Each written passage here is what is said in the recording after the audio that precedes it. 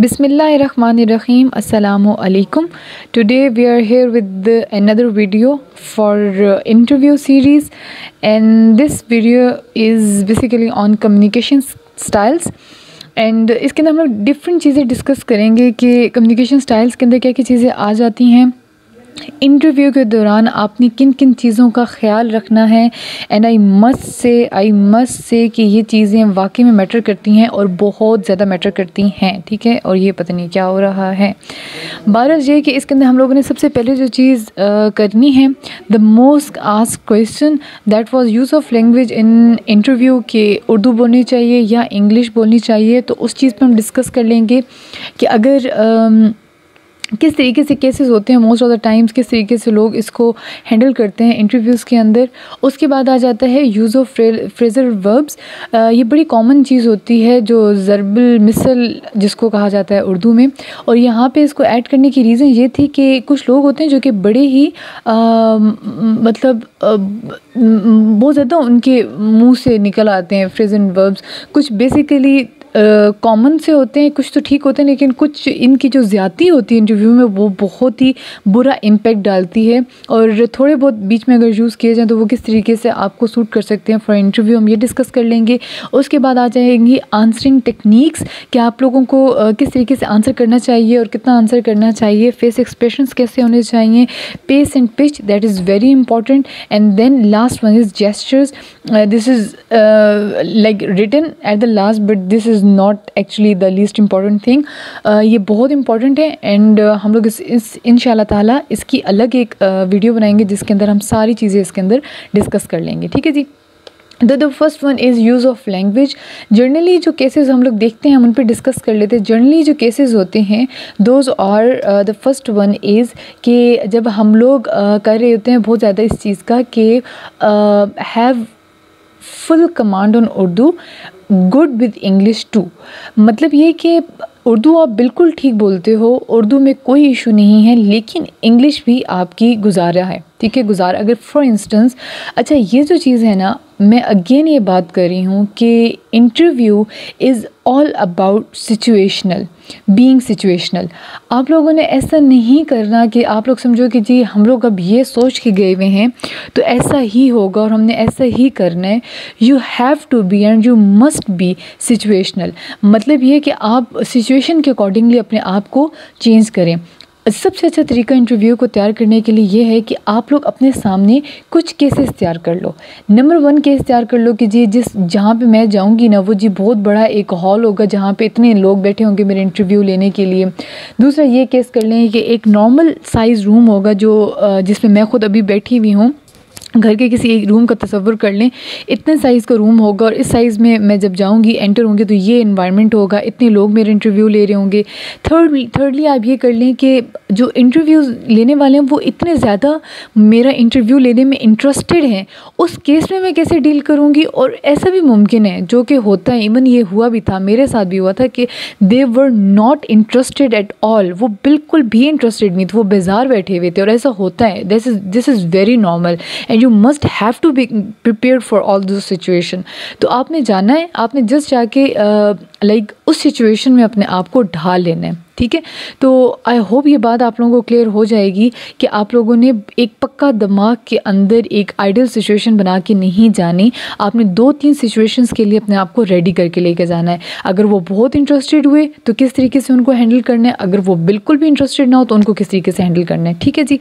तो ये हो गई आप लोगों की ये सिचुएशन वाली बात। दूसरा केस ये वाला हम डिस्कस करेंगे इसके अंदर कि when this is very common case, I must say this is a very common case कि when you are very hesitant to speak English but you are good with Urdu, ठीक है जी। अब इसमें क्या होता है, अक्सर लोग ये सोच रहे होते हैं कि शायद हम इंग्लिश नहीं बोलेंगे तो हमारा इंप्रेशन अच्छा नहीं जाएगा। हमारी सोसाइटी का तो एक अलमिया भी है कि जी आप पढ़े लिखे तब ही हैं जब आपको अच्छी अंग्रेज़ी आती हो। अंग्रेज़ी अगर आपको नहीं आती अच्छी तो इट मीन्स कि आपने तो डिग्री अपनी ज़ाया की एंड ऑल दैट। अंग्रेज़ी सीखनी बहुत ज़रूरी है, बहुत अच्छी बात है अगर आप इस चीज़ को डील कर लेते हो अच्छे तरीके से, नाइसली डील कर लेते हो, लेकिन ना आना भी कोई जहालत की निशानी नहीं है, ठीक है। अच्छा, अब इन चीज़ों को हम लोगों ने कॉप अप कैसे करना है, किस तरीके से इंटरव्यू में इसको हैंडल करना है, tricks are here. This is probably the best type of any interview. Just go for a balanced usage proportion. मतलब कि बहुत ज़्यादा इंग्लिश की तरफ भी नहीं चले जाना और बहुत सारा उर्दू की तरफ नहीं चले जाना. इस केस के लिए, फर्स्ट केस के लिए अगेन वही बात है, you must have to be situational approach. आपकी सिचुएशनल अप्रोच होगी तो आप ईज़िली और नाइसली डील कर लेंगे इस चीज़ को. बहुत ज़्यादा अंग्रेज़ी झाड़ी, बहुत ज़्यादा ही उर्दू में चले गए, हालांकि you can speak English but you are just going for Urdu, तो वो नहीं चलेगा. बैलेंस प्रोपोर्शन यूज़ करें. जहाँ पे इंटरव्यू, अगर आप के जो इंटरव्यूअर हैं वो अगर आपसे कुछ थोड़ा जा रहे हैं, इंग्लिश वाली साइड पे जा रहे हैं and you are good at it, तो जस्ट गो फॉर इट. ठीक है, उस टाइम पे आपने हेजिटेट नहीं करना है अगर वो साइड पे जा रहे हैं. लेकिन अगर वो एक खुद बैलेंस प्रोपोर्शन लेके चल रहे हैं तो इट मीन्स कि आपको भी अपना बैलेंस प्रोपोर्शन लेके चलना चाहिए. ठीक है, कोई दोनों तरफ होने की, मतलब किसी एक साइड पे बहुत ज़्यादा जाने की ज़रूरत नहीं है. अच्छा जी, अब हम डिस्कस करेंगे the most common case that is कि बोलनी तो अच्छी आती है लेकिन you are hesitant. Go for formal interview tutorials and copy some general statements. अब जर्नल स्टेटमेंट्स क्या होती हैं वो हम आगे डिस्कस कर लेंगे, लेकिन कुछ जर्नल स्टेटमेंट्स होती हैं इंटरव्यूज़ के, अगर आप जाएंगे तो आपको मिल जाएंगी कि किस तरीके से आप लोगों ने कुछ सिचुएशंस को हैंडल करना है. तो ये आपको ईजिली मिल जाएगा गूगल से. अगली चीज़ दैट इज़ वेरी इंपॉर्टेंट, ये जो मैंने वर्ड लिखा है ना, हेजिटेशन. हेजिटेशन सिर्फ और सिर्फ इस चीज़ से जाएगा, recording and practice. Recording and practice. अब रिकॉर्ड आप लोगों ने ऑडियोज़ करने हैं और सुन लेने हैं.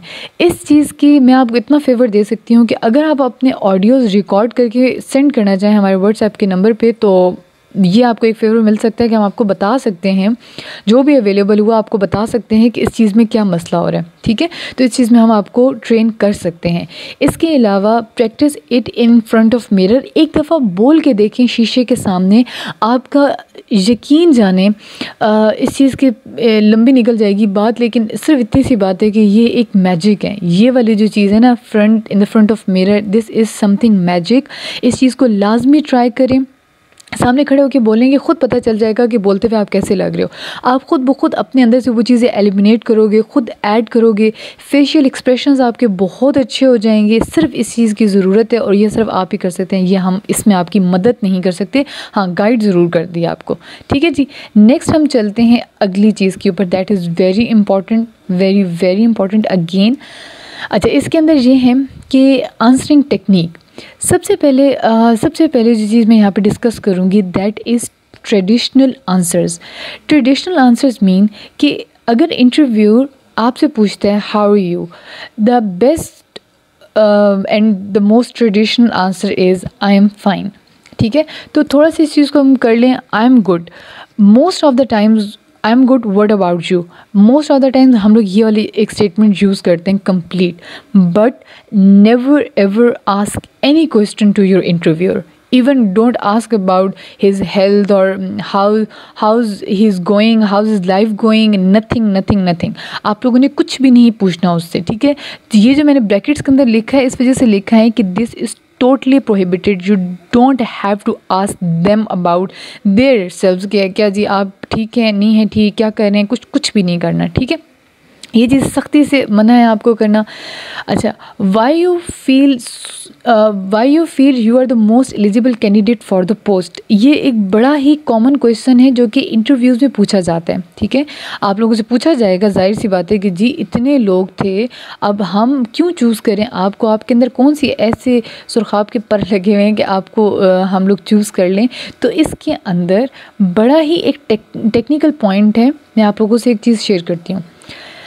Never go for like I'm a very good teacher, I'm a very good public speaker, I have participated in many debates. I. The most inappropriate answer for this question is I. कभी भी नहीं. हमेशा इसका अगर आपने answer देना है for any other interview, मैं आपको एक जनरल बात बता रही हूँ, हमेशा पोस्ट की स्पेसिफिकेशंस देख लें कि जिस तरीके से आपको, उनको जाहिर सी बात है एक टीचर रिक्वायर्ड है, आप इस तरीके से इसको आंसर दें कि सर टीचर जो है ना वो बहुत कॉन्फिडेंट होना चाहिए, उसकी मैनेजमेंट बहुत अच्छी होनी चाहिए, सब्जेक्ट पे कमांड अच्छी होनी चाहिए, वो एडवांस स्टडीज़ को वो करता रहा, एडवांस स्टडीज़ पे उसको अबूर हासिल हो, करते करते करते and then just turn all those factor towards yourself कि sir that's why I feel that I am the most eligible candidate for the post, क्योंकि ये सारी चीज़ें जो इस पोस्ट के लिए ज़रूरी हैं वो मेरे अंदर हैं। ठीक है, इस तरीके से आप लोग कुछ बहुत सारे चंद पॉइंट्स इकट्ठे कर लें कि आप लोग लेक्चरर की पोस्ट के लिए जा रहे हैं तो गूगल पे सर्च करें कि बेस्ट टीचर के ट्रेड्स क्या होते हैं। ठीक है, वो सारी चीज़ें बोलें उनको और फिर आहिस्ता आहिस्ता just turn all those thing towards yourself, the most appropriate method to answer the question. ठीक है, तो इस तरीके से आप लेके चलेंगे तो दैट वुड बी गुड। अच्छा जी, ये लड़कियों की ज़्यादा आदत होती है, लड़के भी करते हैं, इवन मेरी भी बहुत ज़्यादा ये आदत है कि करना, अवॉइड करें इस चीज़ को। बड़ी क्लियर कट बात है कि जब आप लोग इंटरव्यू देने जाते हैं तो most of the times pin drop silence, ये जो पिन ड्रॉप साइलेंस वाले जो फ्रेज़ है ना, अभी तक आपने सुना होगा और वहाँ जाके ज़रा इसको एग्जामिन कीजिएगा। पिन ड्रॉप साइलेंस वाला सीन होता है, तो आपकी छोटी सी भी कुछ चीज़ वो बड़ी नोटिसेबल है वहाँ पे। आपके जो कुछ करेंगे ना वो बड़ी इजीली नोटिसेबल है, वहाँ पे सुनाई भी दी जाती है आराम से, टिक टिक आपके पाँव की, वो सारी चीज़ें बड़ी ही इजीली वहाँ पे वो आप लोगों का बड़ा बुरा इम्पैक्ट पड़ेगा।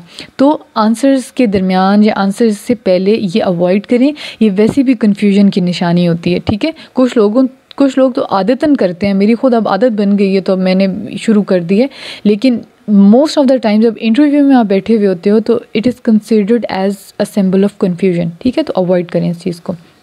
Next thing, a very very important thing, इसके ऊपर ना स्टेरिक भी लगा रही हूँ, वैसे स्टेरिक तो सारी लगाने वाले हैं, स्टेरिक लगाएं, अपने पास नोट डाउन कर लें इन चीज़ों को, ये बहुत इंपॉर्टेंट पॉइंट्स हैं, फिर रह जाएंगे तो मसला बन जाएगा। Take a little gap between question and answer. अब ये जो चीज़ है ना, इस चीज़ को मैं डायरेक्टली रिलेट कर रही हूँ, इस चीज़ को और इस चीज़ को। आई विल ट्राई कि वीडियो बहुत ही लंबी ना हो जाए, लेकिन ये बातें अब समझाने वाली हैं तो लंबी होंगी, शायद हो जाएंगी शायद। अच्छा, अब ये है, इन दोनों चीज़ों को मैं ज़रा रिलेट करके आपको बताती हूँ। देखें, take a little gap between question and answer, between every question and answer. आपने क्या करना है, एक बात ज़रा ध्यान से सुनिएगा। जाहिर सी बात है, इंटरव्यू में कुछ ऐसे क्वेश्चन मुमकिन है कि जो आपके लिए थोड़ा सा टफ़ टाइम दे या थोड़ा सा आपको उसके बारे में सोचना पड़े, और कुछ ऐसे क्वेश्चन होंगे जैसे मुंह के अंदर ठहरे हुए और बस पूछने की देर और ऐसे फटाक से आप बोल देंगे। तो आपने क्या करना है, इन दोनों सिचुएशंस को ऐसे मैनेज करना है कि ना आपके इंटरव्यूअर को ये पता चले कि ये क्वेश्चन उसके लिए टफ़ था, ना उसको ये पता चले कि आपके लिए कोई क्वेश्चन ईजी था। आप लोगों ने इतने मॉडरेट तरीके से आंसर देना है, इतना बैलेंस आंसर देना है कि उसको ऐसा लगे कि हर क्वेश्चन आपके लिए एक जैसा है, हर आंसर आपके लिए एक जैसा है। ठीक है, अब लिटिल गैप का जो मतलब है वो ये है कि उनके क्वेश्चन के बाद you have to take small gap, बहुत छोटा सा एक पॉज लें, गैप नहीं पॉज ले लें। पॉज का मतलब ये है कि उनका सुन के क्वेश्चन थोड़ी देर आंखें नीचे रखें और बेशक प्रैक्टिस करें इस चीज़ की। 1-2 सेकंड्स तो हमें नहीं ना समझ आते 1-2 सेकंड्स कितने होते हैं, 1-2 सेकंड्स का वहाँ पे आप लाजमी गैप लें, पॉज लें और उसके बाद फिर आंसर करें। अब अगर आपका ईजी आंसर होगा तो आपके मुंह में होगा, आपके दिमाग में होगा, फटाक से आपने उसको बोलना है, बोलने का दिल होगा, लेकिन जब 1-2 सेकंड्स का जब आप पॉज ले लेंगे ना, आपको उसका स्ट्रक्चर आ जाएगा कि बोलना किस तरीके से है। प्लस अगर टफ़ क्वेश्चन हुआ तो इन 1-2 सेकंड्स में कुछ ना कुछ स्ट्रक्चर आपके माइंड में उस चीज़ का बन जाएगा। ठीक है, इस टाइम पे वैसे भी आपका दिमाग बड़ी तेज़ी से काम कर रहा होता है, तो उसकी आपने टेंशन नहीं लेनी, वो चल रहा होगा और वो होता जा रहा होगा साथ साथ आपका। ठीक है, तो मतलब चीज़ फैच हो जाएगी आपके दिमाग से इंशाल्लाह ताला। तो अच्छा, ये चीज़ बहुत इंपॉर्टेंट है, इस चीज़ को ध्यान में रखिएगा। If they interrupt you just stop and listen then first. ये मोस्टली लोगों का होता है कि वो चुप भी हो जाते हैं, सुन भी लेते हैं, तो आई डोंट थिंक इस पर मज़ीद एक्सप्लेनेशन की ज़रूरत है। Avoid too much long answers, लंबे आंसर्स, जो लंबी कहानियाँ होती हैं उनको करना है थोड़ा सा जी अवॉइड, क्योंकि उनके पास ना तो इतना ज़्यादा टाइम होगा और ना ही आप लोगों ने इतना लंबी कहानियाँ बतानी हैं। क्वेश्चन छोटे होंगे, आंसर्स भी छोटे नहीं देने, लेकिन मॉडरेट आंसर देने। ठीक है, अब जब आप लोग प्रैक्टिस करेंगे, जब प्रैक्टिस कर रहे हैं ना, सारी बात आप लोगों की आ जाती है प्रैक्टिस पे। जब आप लोग प्रैक्टिस कर रहे हैं ना, तो हर जो भी आप लोग तैयार कर रहे हैं उसमें आप लोग एक काम कीजिएगा कि आप लोग कुछ चीज़ें अपने पास रखें। जिस तरीके से आप अपने पास रखें मिरर, ठीक है, एक सेकंड मैं अब चीज़ें लिख देती हूँ यहाँ पे अगर मुझसे से लिखा जाए। अच्छा जी, आपने रखना है अपने पास मिरर, एंड देन आपने एक और चीज़ रखनी है अपने पास, ऑब्वियसली पेन पेंसिल्स तो होगी सी, और एक अपने पास रिकॉर्डर, जो मोबाइल का रिकॉर्डर है उसको आपने ऑन रखना है, ठीक है। फिर आपने मिरर, रिकॉर्डर, हाँ एक और चीज़, रिकॉर्डर के साथ वैसे पता तो चल जाएगा लेकिन ज़रूरत नहीं, लेकिन स्टिल टाइमर, ये 3 चीज़ें जो है ना अपने पास लाजमी रखें। आपका इंटरव्यू ज़बरदस्त किस्म का होगा, और ये सारे इंटरव्यूज़ के लिए मिरर, रिकॉर्डर एंड टाइमर। और इंटरव्यू के अंदर ये चीज़ें काउंट हो रही होती हैं, आप बोलते हुए दिख कैसे रहे हैं, आप बोल क्या रहे हैं, और आप कितना टाइम ले रहे हैं, ये सारी चीज़ें ही हैं बेसिकली जो इंटरव्यू के अंदर है, ठीक है। बहुत लंबे आंसर्स में ख़ुद कन्फ्यूजन पैदा होगी तो वो रिकॉर्डिंग में आपको समझ आ जाएगी सारी चीज़ें, ठीक है। आई होप कि ये सारी चीज़ें मैंने अच्छे तरीके से एक्सप्लेन कर दी हैं और ये बहुत ज़्यादा फ्रस्ट्रेटिंग नहीं हो गया आप लोगों के लिए, वरना लंबी वीडियोस तो बहुत ही खपसी लगती हैं। अच्छा जी, ज़रबुल मिसल आ चुके हैं हमारे पास। तो if you are very brilliant at it and not like, अच्छा ये मैं बात पहले आपको बता दूँ, ये बहुत कम केसेस होते हैं लोगों के, जो मैं यहाँ पे भी डिस्कस करने वाली हूँ। बहुत कम लोग होते हैं, ये जो है ना, ये तो बड़ी डिसेंट सी एक चीज़ है जो मैं आपको बताई। लेकिन उर्दू की जहाँ पे हम बात करते हैं ना, उर्दू में भी होते हैं बहुत अच्छे। देखिए वैसे मेरे माइंड में ये आ रहे थे, अंधा क्या जाने बसंत की बहार, अल्लाह गंजे को नाखुन ना दे, मेरे माइंड में भी यही आ रहे थे तो मैंने लिख दिया है। बहरहाल बहुत सारे ऐसे उर्दू के भी होते हैं जो लोगों को बहुत ज़्यादा यूज़ करने की आदत होती है। अगर डिसेंटली उस चीज़ को आप लोग मैनेज कर सकते हैं देन गो फॉर इट, क्योंकि बहुत कम लोग करते हैं ये। लेकिन अगर फॉर इंस्टेंस अभी अगर कोई मेरा सुन रहा है और अभी से उस चीज़ की प्रैक्टिस स्टार्ट कर देंगे, तो मैं फिर आप लोगों को उस चीज़ से कहूँगी कि अवॉइड करें, क्योंकि जो लोग मोस्टली यूज़ करते रहते हैं ना ज़रबुल मिसल, उनको बड़ा आइडिया होता है और वो बड़े मतलब मौके पे बोलने वाले लोग होते हैं। तो उनको मैं ये कहूँगी कि थोड़ा सा कंट्रोल भी करें, और जो नहीं बोल सकते, नहीं बोलते, उनको मैं कभी भी नहीं कहूँगी कि आप इस चीज़ की प्रैक्टिस करें, ठीक है। हाँ, जिस चीज़ की मैं प्रैक्टिस करने के लिए बोलूँगी, जो बड़े नॉर्मल एंड कैजुअली हम यूज़ करते हैं, जिस तरीके से हम लोग ये यूज़ करते हैं, for instance ups and downs. अच्छा ये चीज़ जो है ना, ये मैं आप लोगों से कहूँगी कि ये तो लाजमी करें। Ups and downs, getting through, break through, by leaps and bounds, every now and then, ये बड़े ही नॉर्मल से हैं, जैसे कभी कभी, एवरी नाउ एंड देन। और मतलब जब आप यूज़ करेंगे इन चीज़ों को तो आप लोगों को बड़े ही वो एक बोलते हुए बड़ी एक चीज़ नॉर्मल एंड कैजुअल लगेगी, ठीक है। प्रैक्टिस करेंगे, अगेन मिरर रखेंगे, रिकॉर्डर रखेंगे, टाइमर रखेंगे, सारी चीज़ें रखेंगे, तो ऑटोमेटिकली आप लोगों को आइडिया हो जाएगा कि ये आप लोगों के मुंह से बोले हुए बड़े ही कैजुअल, बड़े नॉर्मल लग रहे हैं, कोई भारी अंग्रेज़ी नहीं लगेगी, ठीक है। वो बड़ा अच्छा लगेगा, डिसेंट इम्पैक्ट पड़ जाएगा ऐसे, ठीक है। तो ये चीज़ ऐड कर लीजिएगा। The words you can add, हाँ उसके अलावा क्या वर्ड्स ऐड कर सकते हैं, how ever, but, consequently, apparently, logically, more over. In words का थोड़ा मतलब देख लें किस तरीके से यूज़ होता है, कि अब मैं एक एक वर्ड का मतलब बताना शुरू कर दूँ तो बहुत ही लंबा हो जाएगा, लेकिन फिर भी आई वुड से कि आप लोग एक दफ़ा इसका होमवर्क कर लीजिएगा, ठीक है। कुछ तो ऑब्वियसली इंपॉर्टेंट आसान है, लेकिन जो मुश्किल लग रही है उनका आप लोगों ने कर लेना है खुद से पोस्टमार्टम, और जही से देख के किस तरीके से यूज़ हो रहे हैं और कहाँ पे अप्रोप्रिएटली आप लोग इनको इस्तेमाल कर सकते हैं, इनका यूज़ देखिएगा और लाजमी इस्तेमाल कीजिएगा, थोड़ा वेटेज बढ़ जाएगी उसकी, ठीक है जी। अच्छा जी ठीक है, हमारी बस ये सेकंड लास्ट है। फेस एक्सप्रेशन बहुत इम्पॉर्टेंट, बहुत बहुत बहुत बहुत इम्पॉर्टेंट। रिफ़्रेशिंग होने चाहिए।